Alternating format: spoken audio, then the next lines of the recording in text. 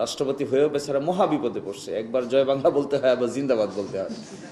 বাংলাদেশে জগতে কোনো রাষ্ট্রপতি এত বিপদে পড়ছে বলে আমার কাছে মনে হয় না।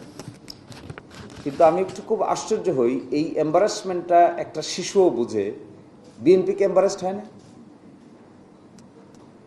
একটু আগেই দেখতেছি একটা ভিডিও বের হয়েছে, রাষ্ট্রপতি বলতেছেন যে তিনি কাকে সালাম করতে গেছেন কিন্তু তার সালাম নেন নাই।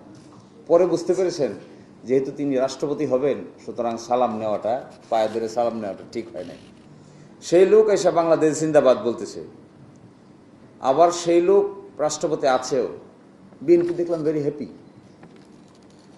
তো এম্বারাসড হলে হ্যাপি হয়, এটা বিএনপিকে না দেখলে এরকম আজব চিজ জগতে আর আছে কিনা আমার কাছে খুবই আশ্চর্য মনে হয়। কেমন আজব চিজ, এরকম বক্তব্য দিচ্ছে, জিন্দাবাদ বলতেছে, তাকে আবার রাখতে হবে।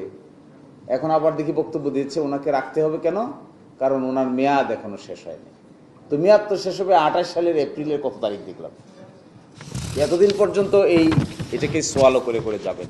যাক, ওনাদের ক্ষমতা আছে। তো করণীয়টা কির মধ্যে আমি মনে করি বিপ্লবী আক্তাররা এখানে আসে as a member of parliament, তাদের উচিত আগামী 12 তারিখের আশেপাশেই 13 তারিখেই সংবিধান সংস্কার পরিষদের সভা আহ্বান করা।